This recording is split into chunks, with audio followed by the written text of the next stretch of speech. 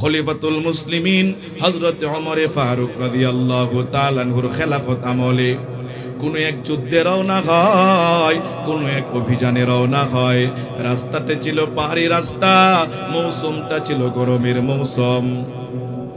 খলিফাতুল মুসলিমিন ওমর যেই পাহাড়ি পথ ধরে ওনার সেনাবাহিনীদেরকে সাথে নিয়ে উনি চলতেছেন, অভিযানে রওনা হচ্ছেন। পাহাড়ের একটা উঁচু জায়গায় দাঁড়াইয়া খলিফাতুল মুসলিমিন ওমর ফারুক রাদিয়াল্লাহু তাআলা আনহু নিজ দিকে অপলক নেত্রে তাকায় আছেন।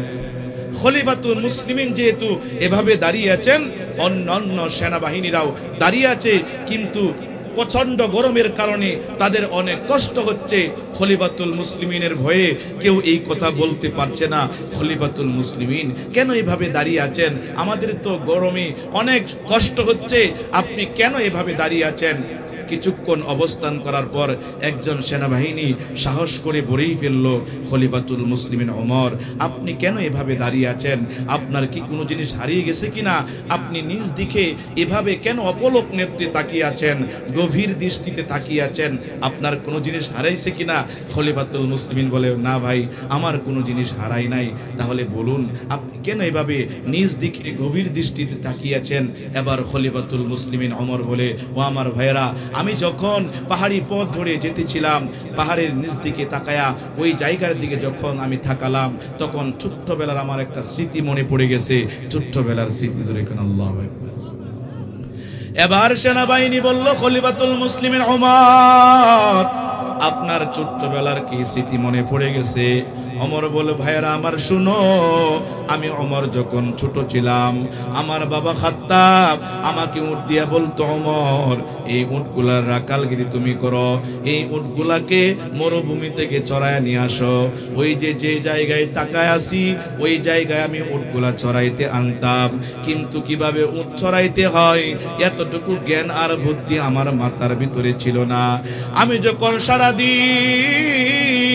উটগুলা চড়াইতাম, উটগুলা চড়াইয়া সন্ধ্যা সময় যখন নাকি উটগুলা নিয়ে বাড়িতে যাইতাম, আমি তাকায়া তাকায়া দেখতাম একটা উটেরও পেট ভরতো না। আমার বাবা খাত্তাব আমাকে গালিগালাজ করতো আর বলতো, যে সন্তান নাকি উট চড়াইতে জানে না, ওই সন্তানটা বড় হইয়া বাবার সুখে দুঃখে কিভাবে পাশে দাঁড়াবে। কিন্তু যে আমি ওমর কোরআনের সংস্পর্শে আসলাম, কোরআনের ইলম শিখলাম, কোরআন অনুযায়ী আমল করা শুরু করে দিলাম, কোরআনকে হৃদয়ঙ্গম করলাম, এই কোরআনের বরকতে আমি ওমরকে আল্লাহ তাআলা জিরো থেকে হিরো বানাইয়া তোমাদের প্রধানমন্ত্রী বানায়া দিছে। জোরে কোন আল্লাহু আকবার। কোরআন শিখাও ছেলে মেয়েকে, ও হে মুসলমান, জান কবজের সময় তোমার হইবে রে আসান। কথা ঠিক কিনা? এজন্যই কোরআনের সংস্পর্শে আমাদের আসা দরকার, আছে না নাই? কোরআনের সংস্পর্শ যদি আসতে পারি, আল্লাহ আমাদেরকে এভাবে চমকে দিবেন। আল্লাহ তাআলা তার হাবিব নবী মুহাম্মদুর রাসূলুল্লাহ সাল্লাল্লাহু আলাইহি ওয়া আলিহি ওয়াসাল্লামকে দাওয়াত ও তাবলীগের পূর্ণাঙ্গ একটি ব্যবস্থাপত্র বলে দিয়েছেন। সেই ব্যবস্থাপত্রের দুটো অংশ, একটি হচ্ছে কোরআনে হাকিম তেলাওয়াত করা, 2 নাম্বার হচ্ছে সালাত প্রতিষ্ঠা করা। মুসলমান ইমানদার আল্লাহর গোলামের দল, এই কোরআনে কারীম এমন একটা কিতাব, এই কোরআনে কারীম পড়া ইবাদত, এই কোরআনে কারীম অন্যকে পড়ানো ইবাদত, এই কোরআনে কারীম শিখা ইবাদত, এই কোরআনে কারীম অন্যকে শিখানো ইবাদত, এই কোরআনে কারীম শোনা ইবাদত, এই কোরআনে কারীম বোঝা ইবাদত, এই কোরআনে কারীম অন্যকে বোঝানো ইবাদত। এমনকি একজন ব্যক্তি কোরআনে কারীমের তেলাওয়াত করতে পারে না, তবে শিকার প্রতি তার আগ্রহ যথেষ্ট পরিমাণ ছিল। কোরআনকে মহব্বত করে, মহব্বতের সাথে কোরআনে কারীমের দিকে তাকায়া থাকে। উলামায়ে কেরামগণ বলেন, মহব্বতের সাথে কোরআনে কারীমের দিকে তাকায়া থাকাটাও ইবাদত। সুবহানাল্লাহ। এই কোরআনে কারীম এমন একটা কিতাব, এমন একটা কিতাব, এই কোরআনের সংস্পর্শে যারা আসবে আল্লাহ তাআলা তাদেরকে দামি বানায়া দিবেন। এই কোরআনে কারীমের সংস্পর্শে যারা আসবে আল্লাহ তাআলা তাদের সম্মান বাড়ায়া দিবেন। জোরে কোন আল্লাহু আকবার। এজন্যই কোরআনে কারিমের সাথে যারা সম্পর্ক রাখবে আল্লাহ দুনিয়া এবং পরকালে তাদেরকে চমকায়া দিবেন। দয়ার নবী মায়ের নবী নবী আরবি মুহাম্মদুর রাসূলুল্লাহ সাল্লাল্লাহু আলাইহি ওয়া আলিহি ওয়াসাল্লাম হাদিস শরীফের ভিতরে ইরশাদ ফরমান, এই কোরআনে কারিম এমন একটা কিতাব, ইন্নাল্লাহা ইয়ারফাউ বিহাদাল কিতাবি আকওয়ামান ওয়া ইয়াদউ বিহি আখিরিন। নিশ্চয়ই কোরআনে কারিম এমন একটা কিতাব, এমন একটা কিতাব, এই কোরআনে কারিমের মাধ্যমে আল্লাহ তাআলা কোন জাতি আর সম্প্রদায়ের মর্যাদা বাড়ায়া দেন। আবার এই কোরআনে কারিমের কারণে আল্লাহ তাআলা কোন জাতি আর সম্প্রদায়কে পদে পদে লাঞ্ছিত আর অপমানিত করেন। যারা নাকি দুনিয়ার জমিনে কোরআনে কারিমকে ভালোবাসবে, কোরআনের আলেমকে ভালোবাসবে, কোরআনের মাদ্রাসাকে ভালোবাসবে, কোরআনের হাফেজকে ভালোবাসবে, আল্লাহ তাআলা দুনিয়া এবং পরকালে তাদের ইজ্জত আর সম্মান বাড়ায়া দিবেন। যারা নাকি দুনিয়ার জমিনে কোরআনে কারিমের সাথে আদাওয়াতি রাখবে, কোরআনে কারিমের সাথে দুশমনি রাখবে, কোরআনের আলেমের সাথে শত্রুতা পোষণ করবে, কোরআনের মাদ্রাসার সাথে শত্রুতা পোষণ করবে, কোরআনের হাফেজের সাথে শত্রুতা পোষণ করবে, আল্লাহ তাআলা দুনিয়া এবং পরকালে তাদেরকে পদে পদে লাঞ্ছিত আর অপমানিত করবেন। ঠিক কিনা? আমরা ইতিপূর্বে দেখি নাই 16 বছর যারা স্বৈরাচার ছিল এমন কোন অত্যাচার নাই যে আলেমদের উপর করে নাই। হাক্কানি রব্বানি আলেমদেরকে ধরে ধরে জেলের ভিতরে ঢুকাই কি ঢুকাই নাই? হাক্কানি অনেক আলেম জালেমদের কারণে জেল থেকে লাশ হইয়া বের হয়েছে। আল্লাহ এদেরকে এমন ভাবে লাঞ্ছিত করেছেন, ফেরাউনের নাম নিবে, এরপরে এদের নাম নিবে না। কথা ঠিক কিনা? এ মুসলমান ইমানদার আল্লাহর গোলামের দল, তো বলতেছিলাম কোরআনের সাথে যারা সম্পর্ক রাখবে, কোরআনে কারিমকে যারা ভালোবাসবে, আল্লাহ দুনিয়া এবং পরকালে তাদের সম্মান আর ইজ্জত বাড়ায়া দিবেন। আজকে যে আমাদের সমাজের ভিতরে দুর্নীতিগুলা হয় এর একমাত্র কারণ হচ্ছে কোরআনের শিক্ষা না থাকার কারণে, সুন্নাহর শিক্ষা না থাকার কারণে, কোরআন হাদিসের সত্যিকারে শিক্ষার পাশাপাশি অনুশীলন না থাকার কারণে এরা জায়গায় জায়গায় যায় অনেক শিক্ষিত হওয়ার পরেও এরা দুর্নীতি করে। আমি আমার ভাষায় এদেরকে শিক্ষিত মানুষ বলি না, আমি বলি শিক্ষিত শয়তান। কথা ঠিক কিনা? দুর্নীতির ওই আকড়াই বসে জাহির করে জ্ঞান, দুর্নীতির ওই আকড়াই বসে জাহির করে জ্ঞান, কলম দিয়ে কামাই টাকা আবার ধরে সাধুর ভান। ওরা শিক্ষিত শয়তান, ওরা শিক্ষিত শয়তান, ওরা শিক্ষিত শয়তান, ওরা শিক্ষিত শয়তান। আছে না নাই?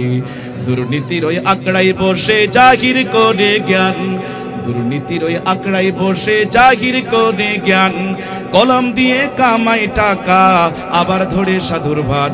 ওরা শিক্ষিত শয়তান, ওরা শিক্ষিত শয়তান। ওরা হলো দেশের লাগি মহামারীর মতন, পাইলে কলম ঠেকাইয়া চালায় ওরা নির্যাতন। আছে না নাই? ওরা হলো দেশের লাগি মহামারীর মতো, পাইলে কলম ঠেকাইয়া চালায় ওরা নির্যাতন। ঘুষের টাকায় ওদের ভুড়ি, ঘুষের টাকায় ওদের ভুড়ি করে যে ঠান টান। ওরা শিক্ষিত শয়তান, ওরা শিক্ষিত শয়তান। আছে না নাই? এজন্যই কোরআনের শিক্ষা দরকার। আছে না নাই? হাদিস শরীফের ভিতর আসছে রাসূল আরবি সকলে জবান ছেড়ে পড়েছে সাল্লাল্লাহু আলাইহি ওয়াসাল্লাম। আল্লাহ রাসূল সাল্লাল্লাহু আলাইহি ওয়াসাল্লাম তিনি বলেন, ইকালু লি সাহিবিল কুরআন ইকরা ওয়ারতাকি ওয়ারাতিল কামা কুনতা তুরাতিলু ফিদ দুনিয়া ফা ইন্না মানজিলাকা ইনদা আখিরি আয়াতিন তাকরাউহা। দয়ার নবী মায়ের নবী বলেন, দুনিয়ার জমিনে যারা নাকি কোরআনটাকে বেশি বেশি করে পড়তো, কোরআন অনুযায়ী আমল করতো, হাসরের ময়দান যেদিন শুরু হয়ে যাবে, ওই কঠিন ময়দানে মাশরে সাহেবে কোরআনকে আল্লাহ বলবেন, ও আমার বান্দা ইকরা ওয়ারতাকি, তুমি আজকে হাসরের মাঠে কোরআন পড়তে থাকো আর চড়তে থাকো। জোরে কোন সুবহানাল্লাহ। দুনিয়ার জমিনে তুমি যেভাবে তার তিলের সাথে মাখরাজ সহ কোরআনে কারীম তেলাওয়াত করতা, আজকে হাসরের মাঠে এইভাবে তুমি কোরআনে কারীমের তেলাওয়াত করতে থাকো। কারণ কি ফা ইন্না মানজিলাকা ইনদা আখিরি আয়াতিন তাকরাউহা, তোমার মর্যাদা হবে শেষ আয়াতের নিকটে, যেখানে যায় তুমি পড়া থামবা। জোরে কোন আল্লাহু আকবার। অর্থাৎ কাল কিয়ামতের ময়দানে সাহেবে কুরআন যতটা আয়াতে কালিমা তেলাওয়াত করবে, আল্লাহর নিকট তার ততটা মর্যাদা বেড়ে যাবে। এজন্যই মুসলমান ইমানদার আল্লাহর গোলাম, কোরআনটাকে পড়ো, কোরআনের প্রতি মহাব্বত তৈরি করো। নিজে কোরআন শরীফ পড়তে পারলা না, তোমার একটা সন্তানকে কোরআনের হাফেজ বানাও, আলেম বানাও। সন্তানকে আলেম বানাইতে পারলা না, ও আমার মা, ও আমার বাবা, ও আমার যুবক ভাই, সন্তানটাকে আলেম বানাতে পারলা না, তোমার নাতিকে আলেম বানাও। হতে পারে তোমার ছেলের ঘরের নাতি অথবা মেয়ের ঘরের নাতি, তাও পারলা না যে সন্তানটা নাকি কোরআনের মাদ্রাসায় পড়াশোনা করে তাকে তুমি সাহায্য সহযোগিতা করো। কারণ যারা নাকি দুনিয়ার জমিনে কোরআনের হাফেজ হবে, কোরআনের আলেম হবে, কোরআন অনুযায়ী আমল করবে, তোমার সন্তানটাই কোরআনের আলেম হইল, তোমার নাতি কোরআনের আলেম হইল, অথবা তোমার আমার বংশীয় কোনো মানুষ কোরআনের আলেম হইল। দয়ার নবী মায়ের নবী কি বলেন জানেন? আল্লাহর পয়গম্বর নবী মুহাম্মদুর রাসূলুল্লাহ, সকলে পরিচিত সাল্লাল্লাহু আলাইহি ওয়াসাল্লাম, তিনি বলেন, মান ক্বারাআল কুরআনা ফাস্তাযহারাহু فأحل حلاله وحرم حرامه أدخله الله الجنة وشفعه في 10 من أهل بيته كلهم قد وجبت له النار। দয়ার নবী মায়ের নবী বলেন, মান ক্বারাআল কুরআনা, যে ব্যক্তি নাকি কোরআনটাকে পড়লো, ফাস্তাযহারাহু, অতঃপর কোরআনটাকে মুখস্থ করলো, ফাহাল্লা হালালাহু ওয়া হাররামা হারামাহু, কোরআনের হালালকে হালাল, হারামকে হারাম জানলো, আদখালাহুল্লাহুল জান্নাহ, আল্লাহ তাআলা ওই ব্যক্তিকে জান্নাতে প্রবেশ করাবেন। সুবহানাল্লাহ। শুধু কোরআনের আমলকারী আলেমকে, কোরআনের আমলকারী হাফেজে কোরআনকে জান্নাতে প্রবেশ করে আল্লাহ ক্লান্ত হবেন না। আল্লাহ ওই আমলকারী হাফেজ এবং আলেমকে হাসরের মাঠে, যেদিন নাকি মানুষরা পেরেশান হয়ে দৌড়াদৌড়ি করতে থাকবে, ওই কঠিন মুসিবতের দিনে এমন সুপ্রিম পাওয়ার দিবেন, এমন সুপ্রিম পাওয়ার দিবেন। আল্লাহ বলবেন, বান্দা যাও, দুনিয়ার জমিনে কষ্ট করে তুমি কোরআনটাকে পড়েছিলা, কোরআনটাকে মুখস্থ করেছিলা, সমাজের মানুষ তোমাকে কত গালিগালাজ করেছে, এরপরও তুমি তোমার বিবিকে বেপরদায় রাস্তায় চারো নাই, কথা ঠিক কিনা? দুনিয়ার জমিনে তুমি কষ্ট করে কোরআন অনুযায়ী আমল করছিলা, তোমাকে শুধু জান্নাতে একা প্রবেশ করাইব তাই নয়, তোমাকে এমন সুপ্রিম পাওয়ার দিব, সুপ্রিম পাওয়ার দিব, তোমার পরিবারের এমন 10 জন ব্যক্তির পক্ষে তোমাকে সুপারিশ করার অনুমতি দিলাম, যাদের উপর জাহান্নাম ওয়াজিব হয়ে গিয়েছিল। সুবহানাল্লাহ। এ মুসলমান ইমানদার আল্লাহর গোলাম, এজন্যই কোরআনের সাথে সম্পর্ক রাখবো। কারণ কোরআনে কারীম এমন একটা কিতাব, কোরআনের সুপারিশ যদি হাসরের ময়দানে কবুল হয়, জান্নাতি, জোরে কোন কথা ঠিক কিনা? কোরআন হাদিস শরীফের ভিতরে আসছে, দয়ার নবী মায়ের নবী বলেন, কাল কিয়ামতের ময়দানে তোমার কোরআন হয়তো তোমার পক্ষে সুপারিশ করবে অথবা বিপক্ষে সুপারিশ করবে। কোরআন যদি কারো পক্ষে সুপারিশকারী হয়, তার কোনো টেনশন নাই, তার কোনো চিন্তা নাই। আর কোরআন যদি কারো বিপক্ষে সুপারিশকারী হয়ে যায়, কোরআন যদি কারো বিরুদ্ধে মামলা দায়ের করে, আরেক হাদিস শরীফের ভিতর আসছে, দয়ার নবী মায়ের নবী বলেন, কাল কিয়ামতের ময়দানে আল্লাহ কোরআনের জবান দিবেন, কোরআন এবং রোজা আল্লাহর কাছে সুপারিশ করবে, কথা ঠিক কিনা? কোরআন যদি কারো বিপক্ষে বাদী হয়, তার জন্য রয়েছে যন্ত্রণা, পরকালে রয়েছে হয়েছে তার জন্য বেদনাদায়ক শাস্তি। দুনিয়াতে এমন মানুষ পাইবেন কোরআনের আলেমদেরকে সহ্য করতে পারে না, আছে না নাই? কোরআন আলেম দেখতে পারে না, কোরআনকে দেখতে পারে না, কোরআনের বিধান দুনিয়ার জমিনে বাস্তবায়ন হোক এটাও দেখতে পারে না। কথা ঠিক কিনা? কারণ আমরা শুধু কোরআনটাকে পড়ার ভিতরে সীমাবদ্ধ রেখেছি, কোরআনটাকে শুধু নামাজের ভিতরে সীমাবদ্ধ রেখেছি, কোরআনটাকে আমরা শুধু জারফুকের মধ্যে সীমাবদ্ধ রেখেছি। অথচ কোরআনের আরেকটা হক হচ্ছে কোরআন অনুযায়ী আমল করা। আচ্ছা বলুন তো, কোরআন অনুযায়ী যদি কোনো ব্যক্তি আমল করতে থাকে, আর যদি কোনো ব্যক্তি সত্যিকারে কোরআনের হক অনুযায়ী কোরআন অনুযায়ী আমল করে, তাহলে প্রত্যেকটা সেক্টরে কোরআনের আইন বাস্তবায়ন করা দরকার, আছে না নাই? আমরা 16টা বছর পর্যন্ত দেখেছি, মুসলমান রাগ করবেন না, রাগ করবেন না। হতে পারে আল্লাহ তাআলা আপনাকে একটা সুযোগ দিয়েছেন। উলামায়ে কেরাম যখন নাকি মঞ্চের মধ্যে বয়ান করত, তখন উলামায়ে কেরামদেরকে বলতো, হুজুর আমলি কথা কন, আমলি কথা কন। আচ্ছা বলুন তো, কোরআন অনুযায়ী যদি কোনো আলেম বয়ান করে, কোরআন অনুযায়ী যদি কোনো ব্যক্তি আমল করে, তাহলে সংসদে কোরআন ঢুকবে কি ঢুকবে না? কথা ঠিক কিনা? সমাধান চাও যদি জীবনে মরণে, ফিরে চাও খুঁজে নাও চোখ রাখো কোরআনে। সমাধান, কথা ঠিক কিনা? সমাধান চাও যদি জীবনে মরণে, ফিরে যাও খুঁজে নাও চোখ রাখো কোরআনে। সমাধান এ পানি সকলের নয়, শুধু মুমিনের, যারাই চলবে মেনে ফল পাবে কোরআনের। এ পানি সকলের নয়, শুধু মুমিনের, যারাই চলবে মেনে ফল পাবে কোরআনের। গড়ে বলো কিংবা রাষ্ট্রে বলো, গড়ে বলো কিংবা রাষ্ট্রে বলো, ঘরে বলো কিংবা রাষ্ট্রে বলো, অশান্তি দূর করে শান্তি আনে সমাধান। কথা ঠিক কিনা? সমাধান চাও যদি জীবনে মরণে, ফিরে যাও খুঁজে নাও চোখ রাখো কোরআনে। কোরআন সব সমস্যার সমাধান দিতে পারে কি পারে না বলেন? এ মুসলমান ইমানদার আল্লাহর গোলামের দল, কোরআনটাকে পড়া, কোরআনের সাথে সম্পর্ক কায়েম করা।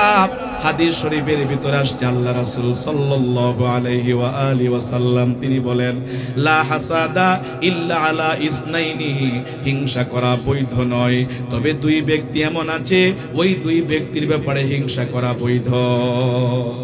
আসলে হিংসা হচ্ছে দুই প্রকার। হিংসা কয় প্রকার বলেন? একটা হচ্ছে হাসাদে হাকিকি, আর একটা হচ্ছে হাসাদে মাজাজি। একটা হচ্ছে বাস্তবিক পক্ষে হিংসা, আর একটা হচ্ছে রূপক অর্থেই হিংসা। হাসাদে হাকিকি যেটা, সেটার সংক্ষিপ্ত উদাহরণ হচ্ছে অন্যের নিয়ামত দেখে নিজের ভিতরে এমন একটা অবস্থা তৈরি করা, আল্লাহ তার নিয়ামতটা যদি দূর হয়ে যাইতো, এটাকে বলা হয় হাসাদে হাকিকি। এই হিংসা সর্বসম্মতিক্রমে হারাম, জোরে কর নাউজুবিল্লাহ। এই প্রকার হিংসা সম্পর্কে রাসূল বলেন, আল হাসাদ ইন্নাল হাসাদ ইয়াকুলুল হাসানাত কামা তাকুলুন নারুল হাতাব। শুকনা কর্কটার ভিতরে, এই যে হুজুর একটু আগে বলছেন, তুলার মধ্যে যদি আগুন জ্বালায় তাহলে অল্প সময় লাগবে পুড়তে, না বেশি সময় লাগবে? অল্প সময় লাগবে।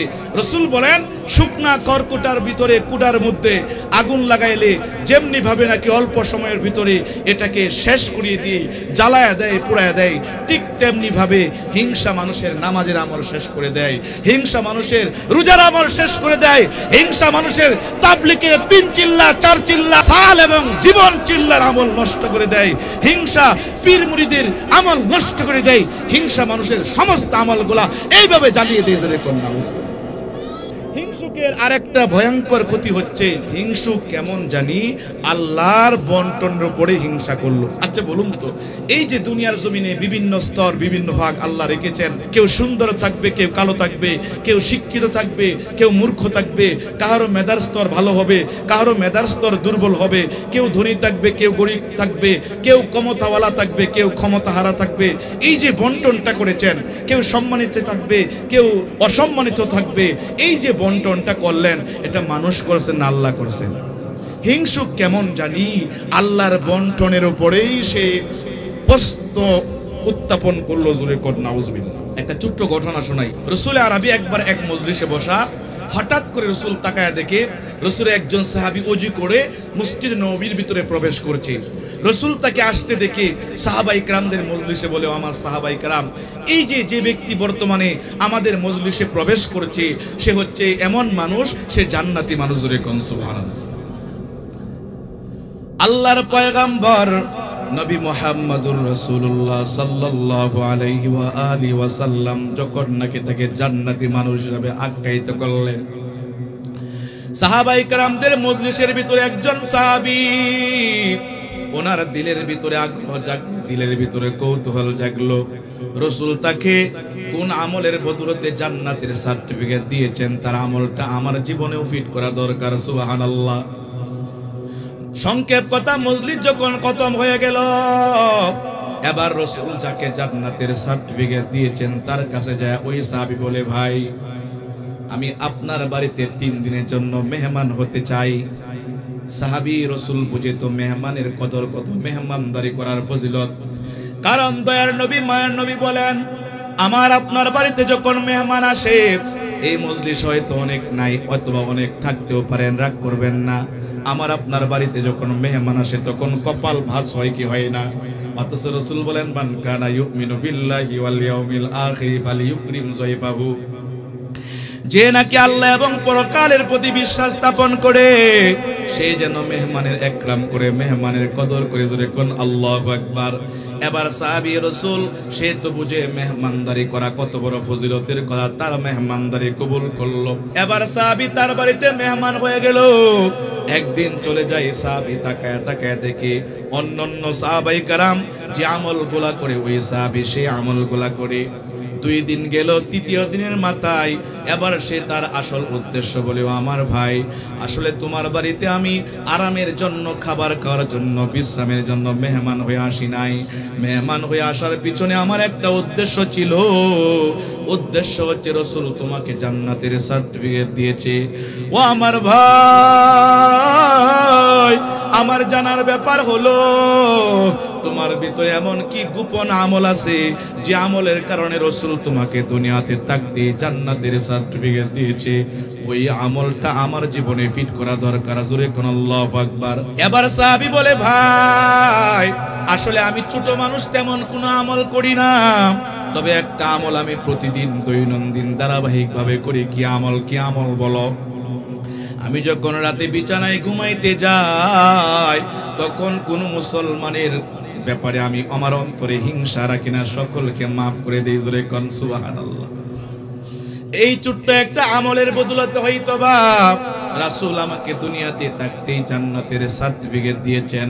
আসলে এই আমলটা যদি আমাদের ভিতরে ফিট করতে পারি, আমরা যদি কোনো মুসলমানকে হিংসা না করি, তাহলে আমাদের সমাজ ব্যবস্থা ভালো হবে না, খারাপ হবে। কথা ঠিক কিনা? আজকে আমাদের সমাজ নষ্ট হয়ে গেছে হিংসা হিংসির কারণে।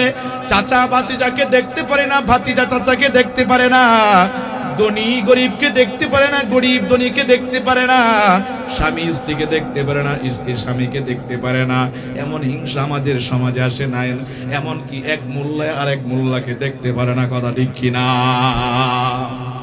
এই হিংসা যতদিন পর্যন্ত আমাদের সমাজ থেকে না যাবে, এই হিংসা যতদিন পর্যন্ত ভিতর থেকে দূর না করব, হাজারবার চিল্লাইলেও ইসলামী হুকুমত বাংলাদেশে কায়েম হবে না। কথা ঠিক কিনা? ইসলামী হুকুমত সাধনায় আমার, শাহাদাত জীবনের কামনায় আমার। কথা ঠিক কিনা? ইসলামী হুকুমত সাধনায় আমার, শাহাদাত জীবনের কামনায় আমার। আমরা সবাই শহীদ হতে চাই তো? শাহাদাতের মৃত্যু আমরা চাই তো? রাসূল বলেন, লা হাসাদা ইল্লা আলা ইসনাইনি, হিংসা করা বৈধ নয়, তবে 2 ব্যক্তির ব্যাপারে হিংসা করা বৈধ আছে। এই হিংসা 2 প্রকার। একটা হচ্ছে হাসাদে হাকিকি। হাসাদে হাকিকি হচ্ছে অন্যের নিয়ামতটা সব সময় দুর্বৃত্ত হওয়ার চিন্তা করা। আর হাসাদে মাজাজি হচ্ছে অন্যের নিয়ামত তার কাছে থাক, তার কাছ থেকে যাতে করে জাওয়াল না হয়, দূর না হয়, যাতে করে ওই নিয়ামতটা আমিও পেতে পারি, ওইটাকে বলা হয় হাসাদে মাজাজি। রাসূল এই হিংসার কথা বলছেন। ওই হিংসা বৈধ। এটা যদি দুনিয়ার ক্ষেত্রে হয় তাহলে এটা বৈধ, এটা জায়েজ, মুবাহ। আর যদি উখরুবি ক্ষেত্রে হয়, পরকালের ক্ষেত্রে হয়, শুধু এটা জায়েজ নয়, এটা হচ্ছে মুস্তাহাব। যেমন আপনি মনে মনে কামনা করলে আল্লাহ তার মতো যদি আমিও ধনী হইতে পারতাম, তার মতো যদি আমিও বৈধ তরিকায় সম্পদের মালিক হইতে পারতাম, এটা হচ্ছে জায়েজ। আর যদি এমন হিংসা করেন, আল্লাহ আমার এলাকার পার্শ্ববর্তী ভাই রিক্সা চালায় ভ্যান চালায় ভ্যান, কিন্তু এক ওয়াক্ত নামাজ কাজা করে না, আল্লাহ আমার ভাই গরিব মানুষ এরপরও চিল্লা ছাড়ে না, প্রতি মাসে 3 দিন আল্লাহর রাস্তায় সময় লাগানো ছাড়ে না, আল্লাহ আমার ভাই গরিব মানুষ এরপরও চরমনার ময়দানে যায়, উজানির ময়দানে যায়, তাহাজ্জুদ ছাড়ে না, সকাল সন্ধ্যা জিকির ছাড়ে না, ইশরাক ছাড়ে না, আওয়াবিন ছাড়ে না, চাষ ছাড়ে না, ওগো আল্লাহ কোরআন তেলাওয়াত ছাড়ে না, ওগো আল্লাহ তাহাজ্জুদের নামাজ ছাড়ে না, নফল দান সদকা ছাড়ে না, আল্লাহ আমিও আমার ভাইয়ের মতো হতে চাই।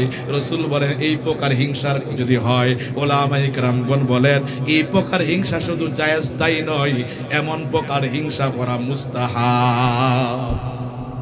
রাসূল হাদিসের মধ্যে এই প্রকার হিংসার কথা বলেন, লা হাসাদা ইল্লা আলা ইসনাইনি, হিংসা করা বৈধ নয়, তবে 2 ব্যক্তির ব্যাপারে হিংসা করা বৈধ।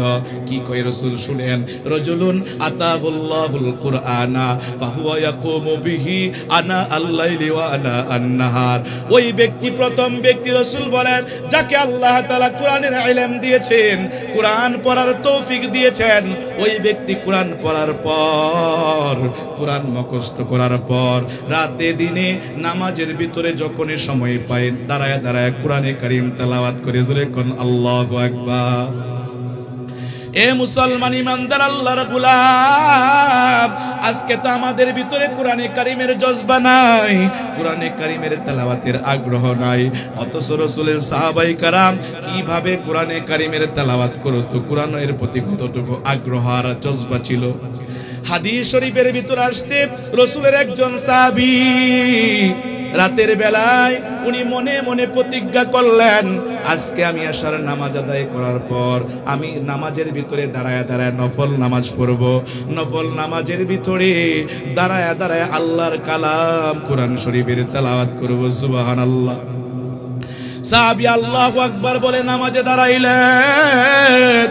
এশার নামাজ শেষ করার পর 2 রাকাত নফল নামাজের নিয়ত বাঁধলেন।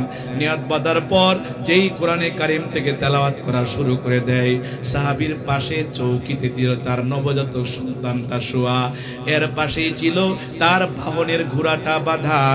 সাহাবী যে জোরে জোরে কোরআনে কারীমের তেলাওয়াত করা শুরু করে দেয়, তার ঘোড়াটাও লাফানো শুরু করে দেয়।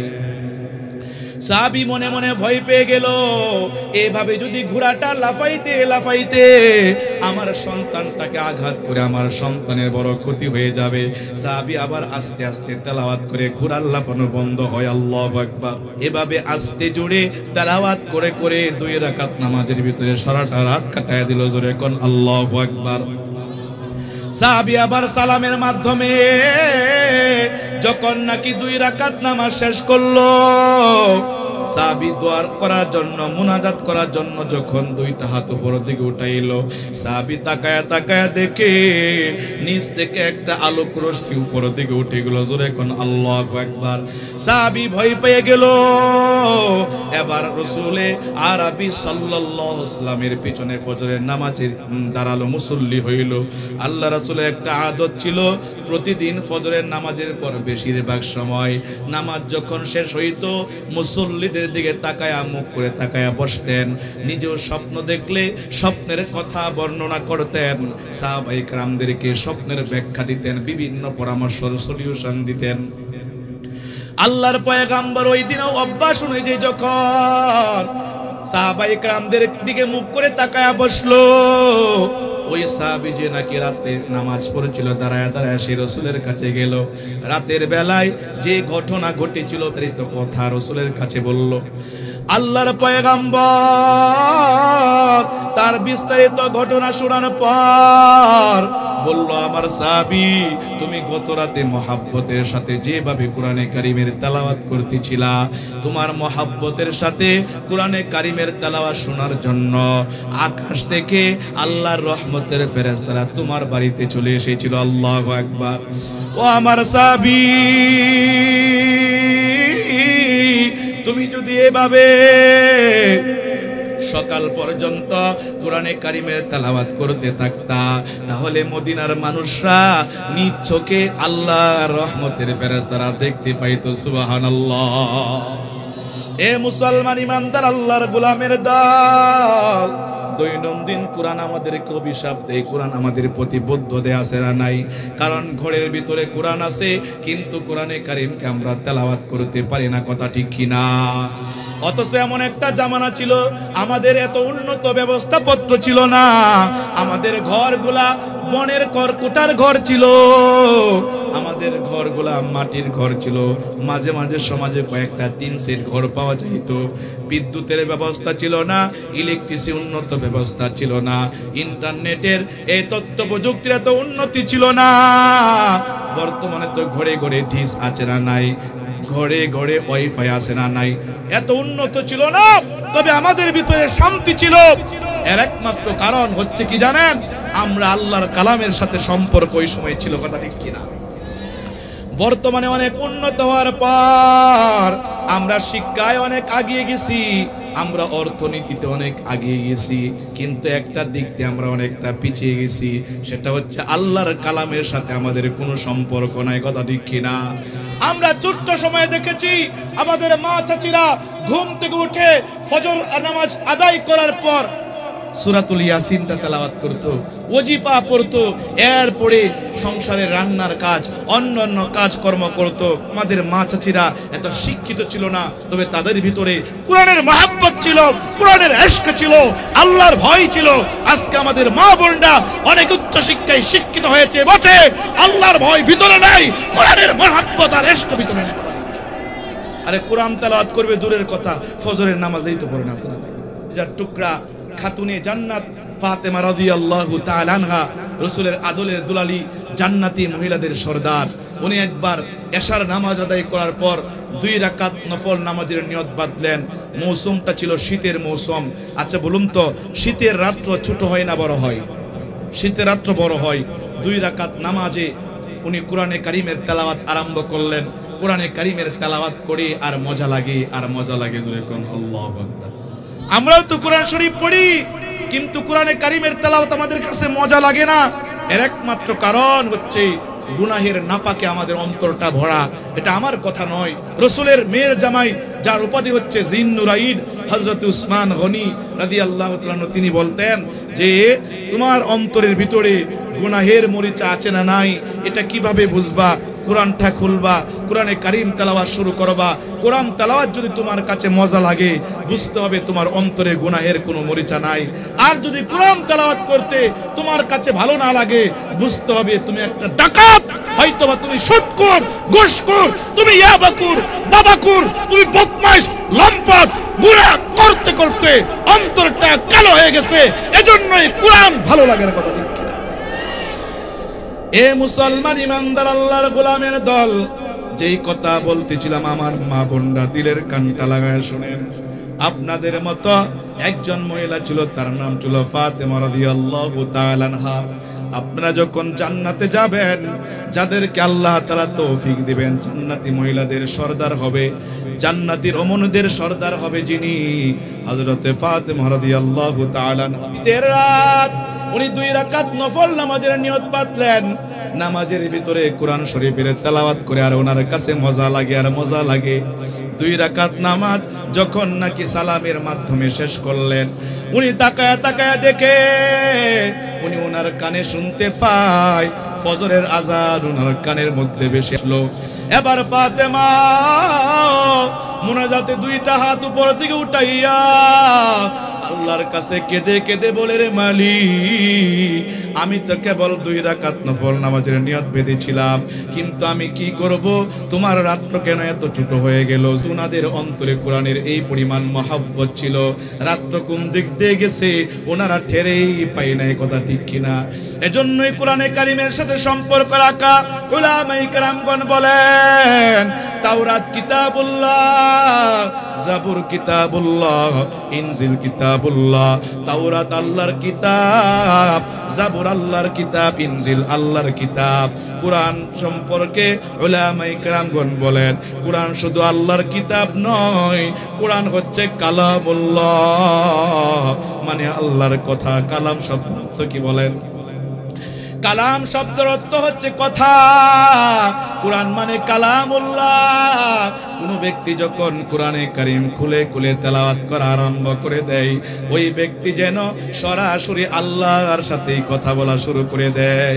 এ মুসলমান ইমানদার আল্লাহর গোলাম, এক হাদিস শরীফের ভিতর আসছে, হাদিসের ভাব অর্থ হচ্ছে এমন, কোন ব্যক্তি যদি কারীম মহব্বতের সাথে তেলাওয়াত করা আরম্ভ করে দেয়, আল্লাহর রহমতের ফেরেশতারা তার নিকটে চলে আসে, এই পরিমাণ নিকটে চলে আসে, ওই মহব্বতের সাথে তেলাওয়াতকারীর টুটে মুখে চুমু খাওয়া শুরু করে দেয়। সুবহানাল্লাহ। বিখ্যাত একজন ইমাম ছিল। ও আমার যুবক ভাই, ও আমার বৃদ্ধ বাবা, আজকের আলোচনা শোনার পর যদি একজন ব্যক্তির অন্তরে কোরআনের মহব্বত তৈরি হয়ে যায়, কোরআনের সাথে সম্পর্ক হয়ে যায়, আমিও ধন্য, আপনারাও ধন্য। কথা ঠিক কিনা? একজন বিখ্যাত ইমাম ছিল, ওনার নাম ছিল ইমামে আসেম রাহমাতুল্লাহ আলাইহি। উনি যখন মানুষের সাথে কথা বলতেন, ওনার মুখ থেকে সুগন্ধি আর সুগন্ধি বের হইতো। ওনার এক ছাত্র বলল, উস্তাদজি, আপনি কি আপনার মুখে সুগন্ধি জাতীয় কোনো জিনিস রাখেন কিনা? বলল, না না, রাখি না। উস্তাদজি বলুন, আপনি যখন আমাদের সাথে কথা বলেন, আপনার মুখ থেকে কেন সুগন্ধি বের হয়? এবার ইমামে আসেম বলে, এটা অন্য কারণ বলা যাবে না। ছাত্র বড় নাসুর বান্দা, উস্তাদজি বলতে হবে কেন আপনার মুখ থেকে সুগন্ধি বের হয়। এবার ইমামে আসেম বলে, ও আমার ছাত্র বাবা, কারণ হলো আমি যখন কোরআনে কারীমের তেলাওয়াত করি, বড় মহব্বতের সাথে কোরআনে কারীমের তেলাওয়াত করি, জোরে কোন আল্লাহু আকবার। এক রাতে ঘুমের আগে আমি সুন্দর করে ওযু বানালাম, পরিচ্ছন্ন জায়গায় বসলাম, আতর সুগন্ধি লাগাইয়া আমার নিয়ম অনুযায়ী মহব্বতের সাথে দিল থেকে আল্লাহর কালামে পাকের তেলাওয়াত শুরু করে দেয়। মহব্বতের সাথে এভাবে তেলাওয়াত করতে করতে এক পর্যায়ে আমার ত্রন্ধা এসে যায়, আমার চোখে ঘুম এসে যায়, আমি ঘুমিয়ে পড়লাম। ঘুমের ঘোরে হাবিবে কিবরিয়া নবী মুহাম্মদুর রাসূলুল্লাহ সাল্লাল্লাহু আলাইহি সাল্লামের সাথে আমার স্বপ্নে জিয়ারত হয়ে যায়। আল্লাহ রাসূল আমাকে বলছে, রে আসেম, তুমি বড় মহব্বতের সাথে কোরআনে কারীমের তেলাওয়াত করো, তোমার মুখটা এদিকে আনো, আমি বিশ্ব নবী তোমার মুখের মধ্যে চুমু খাইব।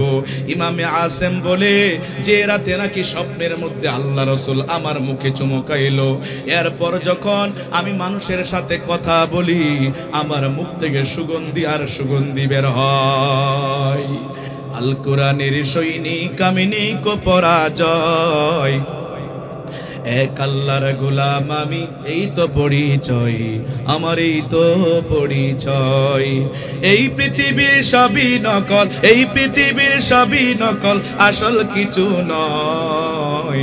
এক আল্লাহর গোলাম আমি, এই তো পরিচয় আমার, এই তো পরিচয়। আমার সাথে পড়েন, কোরআনের সৈনিক আমি নিকো পরাজয়, আল কোরআনের সৈনিক আমি নিকো পরাজয়, এক আল্লাহর গোলাম আমি, এই তো পরিচয়, এই তো পরিচয়। কথা ঠিক কিনা? জীবনের চেয়ে ইমানের দাম জানো অনেক বেশি, তবে কেন ইমান ছেড়ে জীবন পেয়েই খুশি? জীবনের চেয়ে ইমানের দাম জানো অনেক বেশি, তবে কেন ইমান ছেড়ে জীবন পেয়েই খুশি? ও তোমার সেই ইমানের মাঝে আছে, ও তোমার এই ইমানের মাঝে আছে মুনাফিকির জয়। এক আল্লাহর গোলাম আমি, এই তো পরিচয় আমার, এই তো পরিচয়। আচ্ছা বলুন তো, আমরা কার গোলাম? আমরা কার সৈনিক? আমাদের জীবন বড় না ঈমান বড়? নিশ্চয় ঈমান বড়। যুবক ভাইরা, দিলের কানটা লাগায় শুন, আমার যুবক ভাই, চতুর্দিকে আমাদের সমাজের রন্ধে রন্ধে ঈমান চোরেরা ঢুকে পড়ছে, আমাদের সমাজের রন্ধে রন্ধে ঈমান ধ্বংসকারী বিষ দাঁত ঢুকায়া দিছে নাস্তিক বেঈমানরা। আমাদের সমাজের ভিতরে ঈমান চোরেরা ঢুকে আমাদের কলিজায় হাত দিয়ে আমাদের মূল্যবান সম্পদ ঈমানকে এরা চুরি করতে চায়। কথা ঠিক কিনা? যুবক তাকবীর পড়ে দাও। আগে শুনো, হাদিস শরীফের ভিতরে আসছে, তোমরা তো বুঝো না, শুধু লাফাও আর লাফাও, ইউটিউবের ভিতরে সময় নষ্ট করো, ফেসবুকের ভিতরে অশ্লীলতার ভিতরে সময় নষ্ট করো। বর্তমানে এমন একটা সময় চলছে, রাসূল বলেন বাদিরু বিল আমাল ফিতনাতান কাকিতাইল লাইলিল মুসলিমি। এ আমার উম্মতের দল, শেষ জামানার সম্পর্কে রাসূল ভবিষ্যৎবাণী করে গিয়েছেন, আমার উম্মতের দল তোমরা নেক কাজের দিকে দ্রুত অগ্রসর হও। যার সামনে যতটুকু নেক কাজ করার তৌফিক হয় এতটুকু নেক কাজ করে ফেলো। কারণ কি জানো? ফিতনাতান কাকিতাইল লাইলিল মুসলিমি, তোমাদের সামনে অন্ধকার রাত্রির টুকরো নিয়ে ফিতনা তোমাদের সামনে উপস্থিত হচ্ছে। জোরে কথা। রাত্র যখন গভীর হয় অন্ধকার বাড়ে কি বাড়ে না? ধাপে ধাপে সন্ধ্যা হয়, অন্ধকার কিছু, আরেকটু পর অন্ধকার বেশি, আরেকটু পর অন্ধকার বেশি। রাসূল বলেন অন্ধকার রাত্রের টুকরো নিয়ে ফিতনা তোমাদের সমাজে ঢুকছে। ওই ফিতনা সাধারণ কোনো ফিতনা নয়। ওই ফিতনা কেমন ফিতনা জানো? ইউসবিহির রাজুলু মুমিনান ওয়া ইউমসি কাফিরা। সকালবেলা ব্যক্তিটা মুমিন থাকবে, বিকালবেলা কাফের হয়ে যাবে, বিকালবেলা মুমিন থাকবে, সকালবেলা কাফের হয়ে যাবে। ওই ফিতনার জামানার ইমানদারদের ইমানের অবস্থা কেমন হবে জানো? রাসূল বলেন ইয়াবিউ দীনাহু বিআরজিম মিনাদ দুনিয়া। তারা দুনিয়ার সামান্য মূল্যের কাছে তাদের মূল্যবান সম্পদ ঈমানকে বিক্রি করে দিবে। কথা ঠিক কিনা? আজকে তাই হচ্ছে কি হচ্ছে না? আমরা দেখেছি 16 বছরে কত আমার মতো টুপিদারিওয়ালা দুনিয়ার সামান্য ইজ্জত আর ক্ষমতার লোভে নিজের ঈমানকে বিক্রি করে দিছে। কিন্তু এমন কিছু জাহানবাজ আলেম ছিল, এরা জেলে গেছে, প্রয়োজনে ফাঁসির মঞ্চে দাঁড়ায়া শাহাদাত বরণ করেছে, কিন্তু বাতিলের সামনে মাথা নত করে নাই, ঈমান বিক্রি করে নাই। কথা ঠিক কিনা? শুনো যুবক ভাইয়েরা, শুনো, তোমাদেরকে ব্যথা নিয়ে এই কথাগুলো বলছি। ঈমান বিধ্বংসী ফিতনা তোমাদের সমাজের রন্ধে রন্ধে ঢুকে পড়ছে। সময় আর বেশি নয়, এখন সময় এসেছে, সুযোগ এসেছে। যেহেতু আল্লাহ ছাত্র ভাইদের মাধ্যমে, যুবক আবাবিলদের মাধ্যমে এ বাংলাদেশকে জালেম মুক্ত করেছে। এ যুবক সুবর্ণ সুযোগ। এ বাংলাদেশে এখন ইসলামী বীজ বপন করা সহজ না কঠিন? বাংলাদেশ বিজয় হয়েছে, সিরিয়া বিজয় হচ্ছে, আগামী টার্গেট হচ্ছে ইসরায়েল বিজয় হবে, ফিলিস্তিনিরা বিজয়ের মালা কালিমার পতাকা উড্ডীন করবে, ইমাম মাহদী আসবে, ইমাম মাহদীর সাথে একত্রিত হয়ে আমরা গজওয়াতুল হিন্দে অংশগ্রহণ করব। রাজি আছো ইনশাআল্লাহ? গজওয়াতুল হিন্দে অংশগ্রহণ করব, ভারতে যাব। যে ভারতটা কি বাংলাদেশকে নিয়ে চক্রান্ত করছে, বাংলাদেশকে নিয়ে ষড়যন্ত্র করছে, বাংলাদেশকে চুষে চুষে খাওয়ার পায়তারা করছে, ভারতে যাব। কুখ্যাত মোদি এবং তার সঙ্গপাঙ্গকে ধরে গলায় রশি বেঁধে আমরা গঙ্গার মধ্যে ভাসিয়ে দিব। কথা ঠিক কিনা? যুবক ভাইয়েরা, ঈমান হেফাজত করো। এই জামানা যদি ঈমান হেফাজত করতে চাও, ঈমানের দুর্গের ভিতরে প্রবেশ করতে হবে। দুর্গ বুঝো তোমরা, মুরব্বীরা বুঝবে। দুর্গ বুঝো, কেল্লা।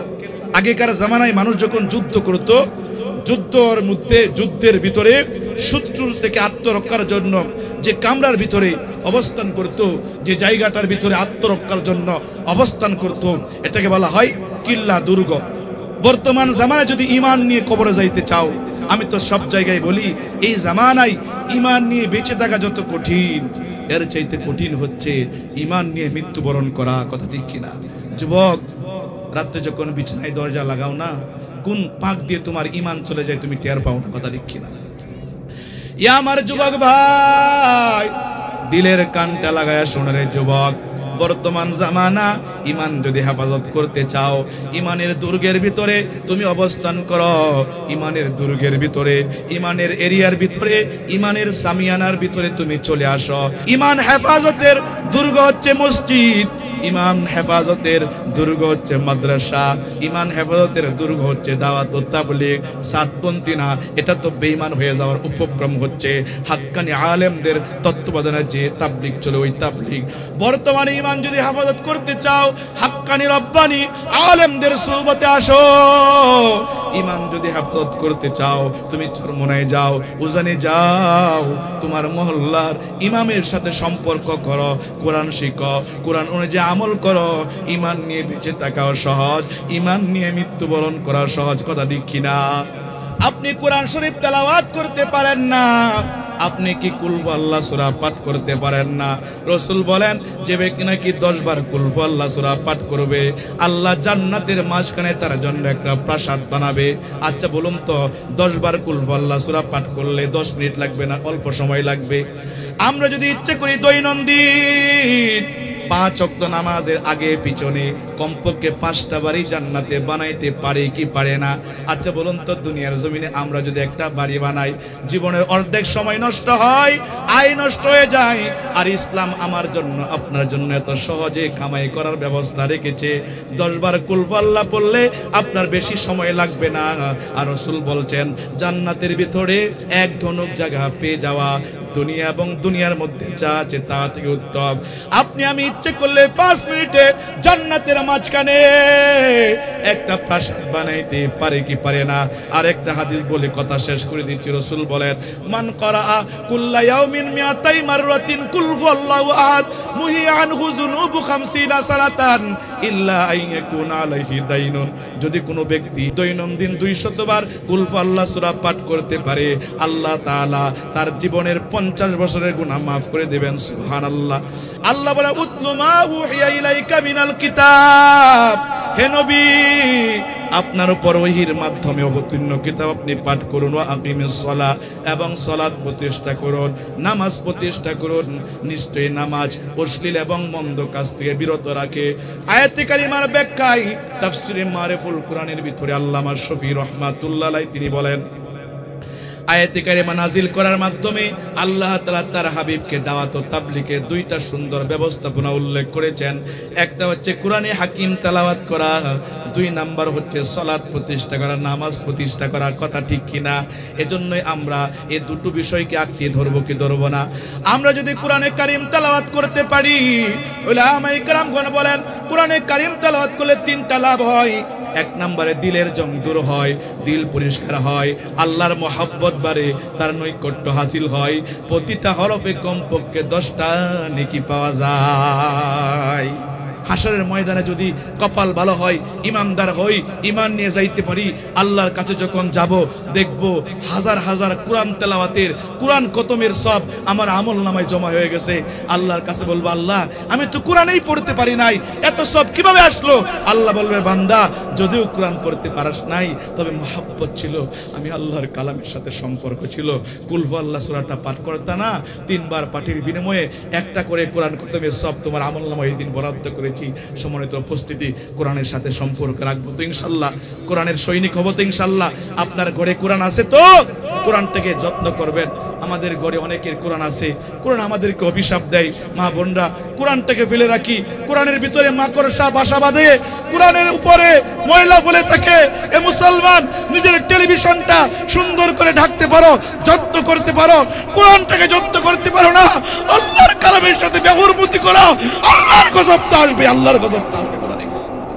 কোরআন যত্ন করবো তো। ঘরের ভিতরে যাদের কোরআন আছে, কোরআন যখন পৃষ্ঠা ছিঁড়ে যাবে, নিজের জামা ছিঁড়ে গেলে, নিজে অসুস্থ হইলে তুমি ডাক্তারখানায় যাও, জামা ছিঁড়ে গেলে সেলাই করো, কোরআন ছিঁড়ে গেলে এটাকে ডাস্টবিনে ফেলে দাও, নাউজুবিল্লাহ। কোরআনের পাতা যখন অনুপযুক্ত হয়ে যাবে, তখন এটাকে সুন্দর করে সাদা কাপড়ের মাধ্যমে কাপড়ের মতো প্যাকেট করে, এরপরে যে জায়গায় মানুষ হাঁটাচলা করে না এমন জায়গায় এটাকে দাফন করে দিব। রাজি আছো তো ইনশাআল্লাহ? আল্লাহ তাআলা সর্বপ্রথম আমাকে আমার ভিতরে কোরআনের মহব্বত দান করুন, এরপর আপনাদের ভিতরে কোরআনের মহব্বত দান করুন। আমিন।